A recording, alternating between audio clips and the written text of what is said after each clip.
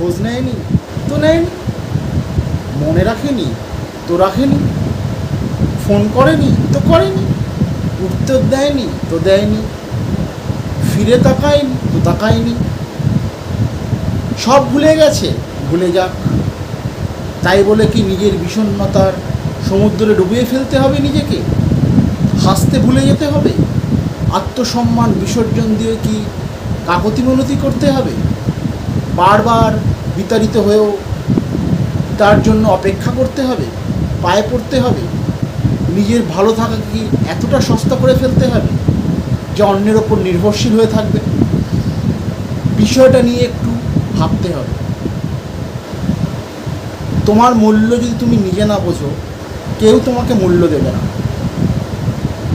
একটা ভুল লোক তোমাকে নিয়ে ছিনিমিনি খেলবে, এটাই স্বাভাবিক, তাই না? তো সময় থাকতে নিজের মূল্য নিজে বোঝো, নিজেকে নিজে ভালোবাসো, নিজের ভালো থাকাকে নিজে গুরুত্ব দাও। তোমাকে তুমি নিজেই ভালো রাখতে পারো, কেউ তোমার ভালো থাকার জন্য কিন্তু নিজে দায় নেবে না।